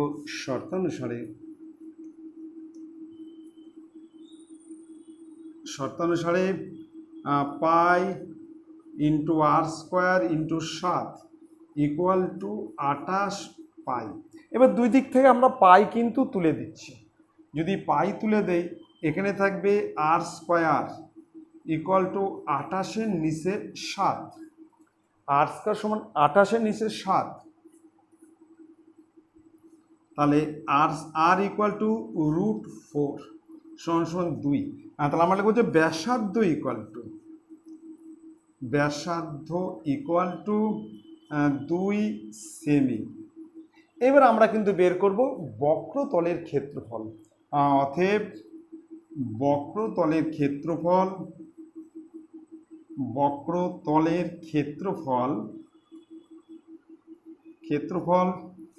equal to 2 pi r h বর্গ একক। বক্রতলের ক্ষেত্রফলের ফর্মুলা হচ্ছে 2 পাই আর এইচ, মানে পরিধি ইন্টু উচ্চতা। পরিধি হচ্ছে 2 পাই আর ইন্টু উচ্চতা, সমান 2 ইন্টু 22/7 ইন্টু আর এর মান 2 ইন্টু এইচ 7, এইচের মান হচ্ছে 7, এত বর্গ সেমি। এখানে এইচের মান হচ্ছে 7, ব্যাসার্ধ হচ্ছে 2, পায়ের মান হচ্ছে 22/7 আর 2, ফর্মুলা হচ্ছে 2 পাই আর এইচ। 7 কেটে গেল, তাহলে 2 2 4, 4 দিয়ে গুণ করলে 88 বর্গ সেমি। তাহলে এখানে বক্রতলের ক্ষেত্র হচ্ছে 88 বর্গ সেমি। আমরা এখানে অ্যান্সার লিখব যে 88 বর্গ সেমি, এটাই হচ্ছে অ্যান্সার। ঠিক আছে, খুব ভালো করে দেখো। তাহলে আমরা প্রথমেই ব্যাসার্ধ বের করে নিলাম, এখানে আয়তন দেওয়া ছিল, আমরাও কিন্তু আয়তন বের করলাম। আয়তনের ফর্মুলা হচ্ছে পাই আর স্কোয়ার এইচ, এখান থেকে আমরা আর এর মান পেয়ে গেলাম, তারপর আমরা বক্রতলের ক্ষেত্রফল বের করলাম। ঠিক আছে, এবার চলে আসতেছি নেক্সট অঙ্ক 5 নম্বর। দেখো sign square 40 degree plus sign square theta equal to 1 হলে বলছে থিটার মান কত। ঠিক আছে, দেখো অঙ্কটা, তাহলে এখানে দেওয়া আছে হচ্ছে sine square 40 degree plus sign square theta equal to 1। আমরা প্রথমে সাইন স্কয়ার থিটাকে আমরা ওপার করে দিচ্ছি, তাহলে ওপারে গেলে কিন্তু প্লাস আছে, ওপারে গেলে কিন্তু মাইনাস হবে। তাহলে বা sine square 40 degree equal to 1 minus sine square theta. এবার 1 মাইনাস সাইন স্কয়ার থিটা মানে হচ্ছে cos square theta. 1 minus sine square theta equal to cos square theta. আমরা লিখব এখানে sine square 40 degree equal to cos square theta, যেহেতু cos square theta equal to 1 minus sine square theta. 1 minus sine square theta, 1 minus sine square theta equal to cos square theta. ঠিক আছে, এবার cos square theta মানে sine square 90 degree minus theta, cos square সমান কি হয়, cos square theta সমান কি হবে, sine square 90 degree minus theta. তাহলে এখানে হচ্ছে sine square 40 degree equal to sine square 90 degree minus theta. তাহলে cos square theta equal to sine square 90 degree minus theta, যেহেতু cos square theta equal to sine square 90 degree minus theta. এটা কিন্তু formula. ঠিক আছে, এটা একটা formula. তাহলে cos square theta equal to sine square 90 degree minus theta. এবার দুই দিক থেকে সাইন স্কয়ার উঠে যাবে, সাইন স্কয়ার তুলে দিচ্ছি, তাহলে 40 degree equal two 90 degree minus theta, 90 degree minus theta. এবার থিটাকে এপার নিয়ে আসবো আর 40 ডিগ্রি ওপার করে দেবো থিটা, তাহলে 90 ডিগ্রি মাইনাস 40 ডিগ্রি, অতএব থিটা ইকুয়াল টু 50 ডিগ্রি। ঠিক আছে, আমরা দুই দিক থেকে সাইন স্কয়ারকে তুলে দিলাম, দুই দিক থেকে সাইন স্কয়ার উঠে যাবে, তাহলে এখানে 40 ডিগ্রি, এখানে 90 ডিগ্রি মাইনাস থিটা। এবার থিটা এপার নিয়ে আসবে আর 40 ডিগ্রি ওপার করে দেবো, তাহলে থিটার মান 50 ডিগ্রি। এখানে থিটার মান হবে 50 ডিগ্রি। এটাই হচ্ছে অ্যান্সার। ঠিক আছে, চলে আসতেছি নেক্সট। 2 এর 6 নম্বর দেখো, সিগমা গড় মান 10, আয়োটা হচ্ছে 1। বলছে আয়োটা প্লাস 11 প্লাস আয়োটা, বলছে এর মান কত, এর মান আমাকে বের করতে হবে। তাহলে এখানে দেওয়া আছে হচ্ছে গড় মান 10, আয়োটা ইকুয়াল টু 1, এখানে হচ্ছে 11 প্লাস আয়োটা, ঠিক আছে, সমান সমান হচ্ছে আমরা 11 বাহির নিয়ে আসতেছি, সিগমা 10 আয়োটা ইকুয়াল টু 1, এখানে হচ্ছে আয়োটা। এবার দেখো এই আয়োটা সমান কি হবে, এটা সমান হচ্ছে, এটা সমান সমান কি বাড়াবে, এটা সমান হচ্ছে আয়োটা প্লাস 1/2, আয়োটা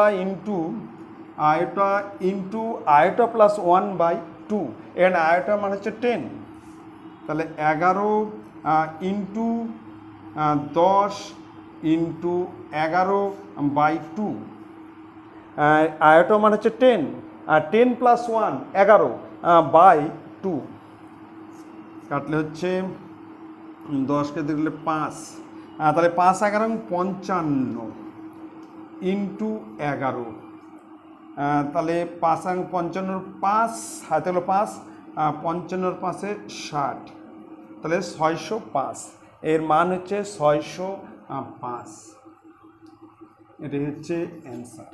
তাহলে আয়োটা সমান আয়োটা ইন্টু আয়োটা প্লাস 1/2, এটা হচ্ছে গড় মান, গড়, ঠিক আছে। চলে আসতেছি এবার নেক্সট 1 নম্বর। দেখো এটা সত্য মিথ্যা করতে হবে, কোনটি সত্য কোনটি মিথ্যা করতে হবে। বলছে একটি দ্রব্যের বর্তমান মূল্য 100 টাকা, দ্রব্যের বর্তমান মূল্য 100 টাকা, দ্রব্যটির মূল্য প্রতি বছর 10% হ্রাস পায়, 10% কমে যায়। বলছে 2 বছর পর দ্রব্যটির মূল্য হবে 81 টাকা, সত্য না মিথ্যা। তাহলে আমরা লিখব দ্রব্যটির মূল্য ব্র্যাকেটে পি, তাহলে আমরা লিখব দ্রব্যটির মূল্য ব্র্যাকেটে হচ্ছে পি ইকুয়াল টু 100 টাকা। এবার লিখব হ্রাস, ব্র্যাকেটে হচ্ছে আর ইকুয়াল টু 10%, সময় ব্র্যাকেটে এন ইকুয়াল টু 2 বছর। এবার লিখো দ্রব্যটির মূল্য হবে, দ্রব্যটির মূল্য হবে, দ্রব্যটির মূল্য হবে ইকুয়াল টু পি ব্র্যাকেটে 1 minus R by 100 power N. যখন হ্রাস পাবে তখন এখানে মাইনাস হবে, আর যখন বৃদ্ধি পাবে এখানে হবে প্লাস, ঠিক আছে, মনে রেখে দিবেন। এখানে পি এর মান হচ্ছে 100, 1 মাইনাস 10-এর নিচে 100, আর এখানে হচ্ছে 2, এন এর মান হচ্ছে 2, এন হচ্ছে 2, সমান সমান 100। দেখো এটা 100 থেকে 10 বাদ মানে 90, মানে 90-এর নিচে 100 2বার, এ শূন্য কাটলো, তাহলে 100 ইন্টু 9-এর 10 ইন্টু 9-এর 10, যেহেতু স্কোয়ার আছে তাহলে এটাকে আমাকে 2বার লিখতে হবে, দুটো শূন্য কাটলাম, তাহলে এখানে 81, তাহলে 81 টাকা হচ্ছে। তাহলে দ্রব্যটির মূল্য কিন্তু 81 টাকা হবে, কিন্তু এখানেও বলছে যে দ্রব্যটির মূল্য হয় 81 টাকা, তাহলে এটা কি সত্য? তাহলে আমরা অ্যান্সার লিখব হচ্ছে সত্য, এটা হচ্ছে সত্য, অ্যান্সার হচ্ছে সত্য, ঠিক আছে। এবার চলে আসতেছি নম্বর, বলছে দুটি দ্বিঘাত করণীর যোগফল একটি দ্বিঘাত করণী নয়। হ্যাঁ, দুটি দ্বিঘাত করণীর যোগফল কিন্তু দ্বিঘাত করণী হতে পারে, আবার মূলদ সংখ্যাও হতে পারে, মানে মূলদ সংখ্যা হতে পারে, মানে দ্বিঘাত করণী নয় হতে পারে, আবার দ্বিঘাত করণী হতে পারে। যেমন মনে করো একটা মনে করো হচ্ছে 3 প্লাস √3, আর একটা হচ্ছে 3 মাইনাস √3, এই যে দুটো দ্বিঘাত করণী, এটা যদি আমরা যোগ করি এটা কিন্তু মূলদ সংখ্যা হবে। যোগ করে লিখে দেখো 3 প্লাস √3 প্লাস 3 মাইনাস √3 সমান 6। এটা হচ্ছে মূলদ সংখ্যা, এটা কিন্তু মূলদ সংখ্যা, তাহলে কিন্তু এটা দ্বিঘাত করণী নয়। আবার দেখো √3 প্লাস √2 আর একটা হচ্ছে √3 মাইনাস √2, এই দুটো যদি তুমি যোগ করো এটাও দ্বিঘাত করণী। তাহলে √3 প্লাস √2 প্লাস √3 মাইনাস √2 এই দুটো কেটে গেল, সমান 2√3। এটা কিন্তু মূলদ সংখ্যা হলো না, এটা কিন্তু একটা দ্বিঘাত করণী হয়ে গেল। ঠিক আছে, তাহলে দ্বিঘাত করণীর যোগফল, দুটি দ্বিঘাত করণীর যোগফল মানে মূলদ সংখ্যা হতে পারে, আবার দ্বিঘাত করণী হতে পারে। কিন্তু এখানে বলছে যে দ্বিঘাত করণী নয়, দ্বিঘাত করণী হতে পারে, আবার মূলদ সংখ্যা হতে পারে, তার মানে এটা হচ্ছে মিথ্যা, এটা হচ্ছে মিথ্যা, অ্যান্সার হচ্ছে মিথ্যা। ঠিক আছে, এবার চলে আসতেছি নেক্সট হচ্ছে কোনো বৃত্তের দুটি জ্যা কেন্দ্র থেকে সম দূরবর্তী হলে তারা অবশ্যই সমান্তরাল হবে। বলছে জ্যা দুটি কী হবে? সমান্তরাল হবে না। এখানে একটা প্রশ্ন আছে, যদি দুটো বৃত্তের যদি জ্যা দুটি সমান হয়, আমরা জানি যে কোনো বৃত্তের দুটি সমান জ্যা কেন্দ্র থেকে সম দূরবর্তী হলে তাহলে জ্যা দুটি কী হবে? সমান্তরাল হবে। কোনো বৃত্তের দুটি সমান জ্যা কেন্দ্র থেকে যদি সম দূরবর্তী, দুটি সমান জ্যা হতে হবে, তাহলে জ্যা দুটি কী হবে? সমান্তরাল হবে। আমি একটু ছবি দেখা দিচ্ছি। ঠিক আছে,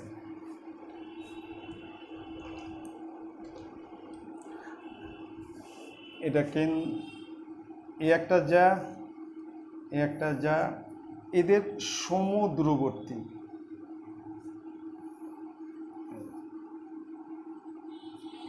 এখানে নাম দিচ্ছি এ বি সি ডি, এখানে ও, এখানে হচ্ছে ই, আর এখানে হচ্ছে এফ। দেখো এই দুটো জ্যা কিন্তু সমান।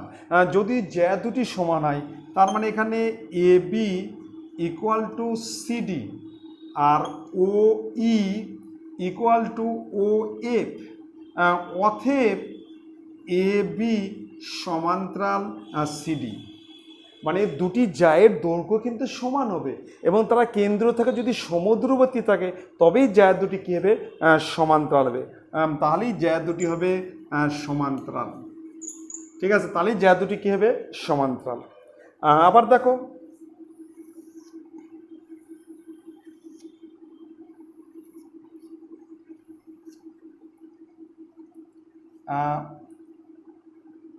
অনেকে একটি যা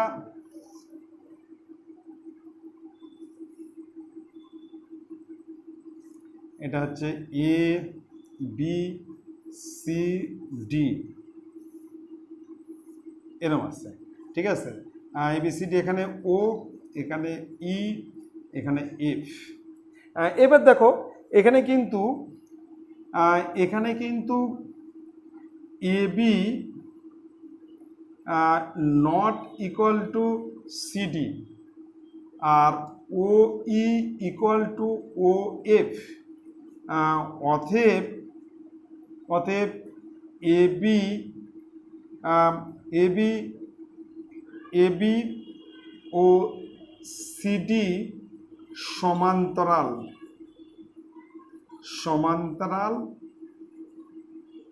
হবে না। এক্ষেত্রে কিন্তু এ বি আর সিডি কিন্তু সমান্তরাল হবে না, যেহেতু জ্যা দুটি অসমান। এই যা আর এই জ্যা দুটা কিন্তু সমান না, দূরত্ব সমান, ওই আর ও এফ সমান, অতএব জ্যা দুটা কি সমান্তরাল হবে না কিন্তু এরকম থাকলে, তাহলে এটা কিন্তু সমান্তরাল হবে না। ঠিক আছে, এখানে বলছে কোনো বৃত্তের দুটি জ্যা, এখানে বলতে হচ্ছে কোনো বৃত্তের দুটি সমান জ্যা কেন্দ্র থেকে সমদূরবর্তী হলে তবেই তারা কিন্তু সমান্তরাল হবে। তাহলে এটা হচ্ছে মিথ্যা, অ্যান্সার হচ্ছে মিথ্যা। ঠিক আছে, চলে আসতেছি নেক্সট 4 নম্বর, 3-এর 4 নম্বর প্রশ্ন আছে, একই ভূমি ও একই উচ্চতা বিশিষ্ট একটি নিরেট অর্ধগোলক ও শঙ্কুর আয়তন সমান। একটি নিরেট অর্ধগোলক ও শঙ্কুর আয়তন সমান।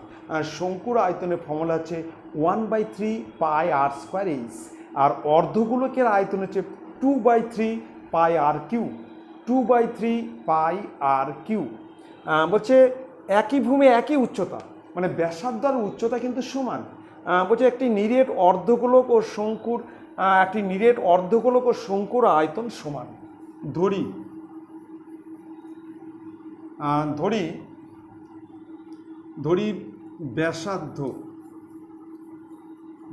ব্যাসার্ধ ইকুয়াল টু আর একক, ধরি উচ্চতা ইকুয়াল টু এইচ একক, তার মানে H equal to R, H আর আর কিন্তু সমান হবে। এবার আমরা বের করছি প্রথমে অর্ধগোলকের আয়তন, অর্ধগোলকের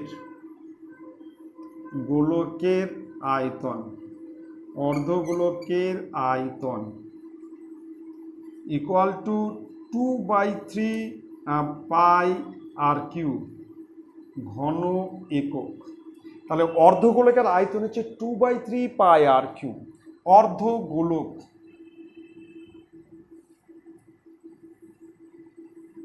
এটা হচ্ছে অর্ধগোলক, ঠিক আছে, এটা হচ্ছে ব্যাসার্ধ আর একক, এটা হচ্ছে অর্ধগোলক, ঠিক আছে। আর শঙ্কু হচ্ছে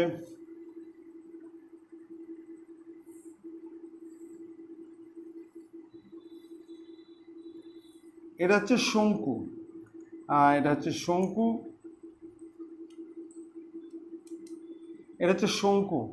শঙ্কুর ব্যাসার্ধ হচ্ছে আর একক, আর উচ্চতা হচ্ছে এইচ একক, ঠিক আছে। শঙ্কু ব্যাসার্ধ হচ্ছে আর একক আর উচ্চতা হচ্ছে এইচ একক। এবার শঙ্কুর আয়তন equal to 1/3 into pi into R square into h ঘন একক। তাহলে 1/3 পাই আর স্কোয়ার এইচ, মানে চোঙের আয়তনকে 3 দিয়ে ভাগ করলে শঙ্কুর আয়তন হয়। চোঙের আয়তনকে যদি 3 দ্বারা ভাগ করো তবেই শঙ্কুর আয়তন।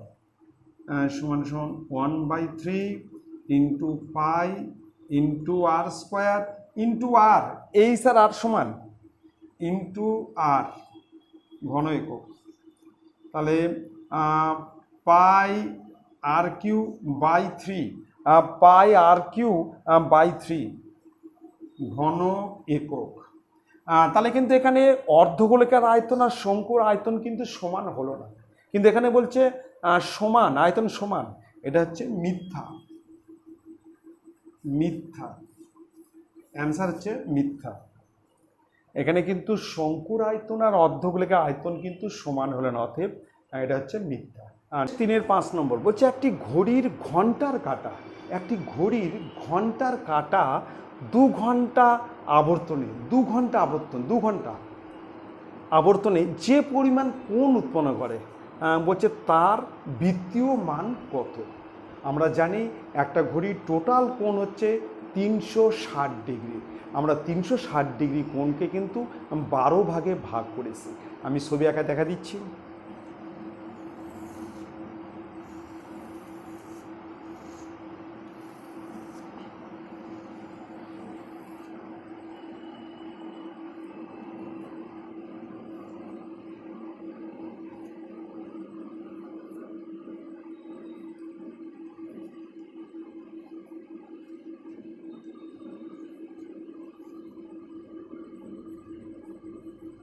এই একটা ঘড়ি, ঠিক আছে, ঘড়ির ঘন্টার কাঁটা, এটা মনে করো মিনিটের কাঁটা, এটা হচ্ছে মিনিটের কাঁটা, আর এটা হচ্ছে ঘন্টার কাঁটা।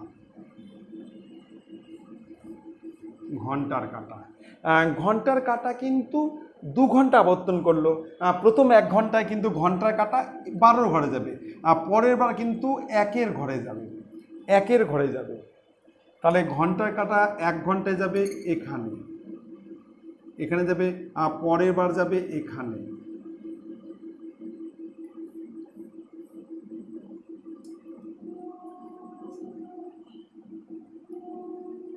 প্রথমে যাবে এখানে, আর পরের বার যাবে এখানে ঘন্টার কাঁটা। তাহলে 2 ঘন্টা পর্যন্ত 11টা কিন্তু একে যাবে, ঘন্টা কিন্তু 2 ঘন্টায় প্রথম 1 ঘন্টায় যাবে 12 ঘরে, আর পরের বার যাবে হচ্ছে একের ঘরে। ঠিক আছে, ঘন্টার কাঁটা কিন্তু তার মানে এখানে 1 ঘন্টা এখানে যাবে ঘন্টার কাঁটা, পরের 1 ঘন্টায় একে যাবে, তার মানে 2 ঘর। এখানে কিন্তু 360 ডিগ্রিকে যদি আমরা 12 দেবো, এখানে 12টা ঘর আছে, 1 2 3 4 5 6 7 8 9 10 11 12। আমরা লিখবো 1 ঘন্টায় ঘন্টার কাঁটা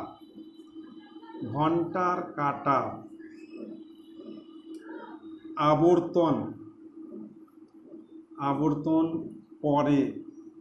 করে equal to 360 degree by 12। Total কোণ হচ্ছে 360 ডিগ্রি। এই টোটাল কোণ হচ্ছে 360 ডিগ্রি। ঠিক আছে, এই টোটাল কোণ কত? 360 ডিগ্রি। টোটাল কোণ হচ্ছে 360 ডিগ্রি। কমপ্লিট। তাহলে এই টোটাল হলে 360 ডিগ্রি, তাহলে 1 ঘন্টায় কত যাবে? 12 দিয়ে ভাগ, তার মানে হচ্ছে 30 ডিগ্রি। তাহলে 1 ঘন্টায় কিন্তু 30 ডিগ্রি, তার মানে এই কোণ হচ্ছে 30 ডিগ্রি, এখানে হচ্ছে 30 ডিগ্রি, পরের বার কিন্তু আবার 30 ডিগ্রি। অতএব ঘন্টার কাঁটা 2 ঘন্টায় যায় 2 ইন্টু 30 ডিগ্রি সমান 60 ডিগ্রি।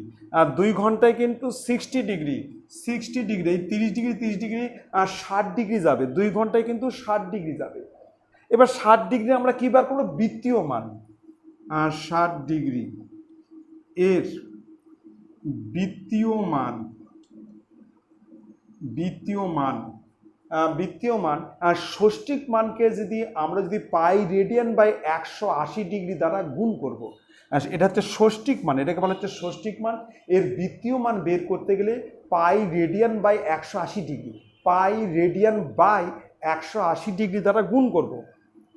তাহলে 60 degree into pi radian by 180 degree, এই ডিগ্রি কেটে যাবে, এটা কাটলে হচ্ছে 3, তাহলে পাই রেডিয়ান বাই 3। কিন্তু এখানে বলছে মান হবে পাই রেডিয়ান বাই 3, তাহলে 70, এটা হচ্ছে 70, অ্যান্সার হচ্ছে 70। ঠিক আছে, তাহলে 1 ঘন্টায় যাবে 30 ডিগ্রি, আবার 1 ঘন্টা 30 ডিগ্রি, আবার 30 ডিগ্রি, আবার 30 ডিগ্রি, প্রতি ঘন্টায় কিন্তু ঘন্টার কাঁটা 30 ডিগ্রি কোণ যায়, 30 ডিগ্রি, টোটাল 360 ডিগ্রি, তাকে 12 ভাগ করলে 30 ডিগ্রি। ঠিক আছে, এবার চলে আসতেছি সংখ্যাগুরু মান। এটা হচ্ছে কেন্দ্রীয় প্রবণতার।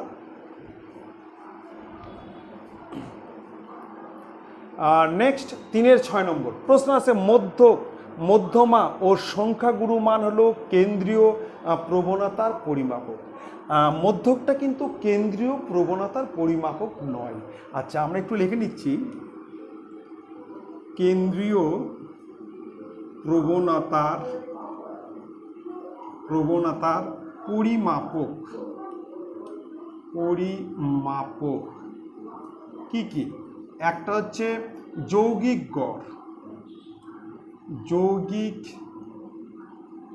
গড়, কেন্দ্রীয় প্রবণতা পরিমাপ, যৌগিক গড়। তারপর হচ্ছে মধ্যমা, আর একটা হচ্ছে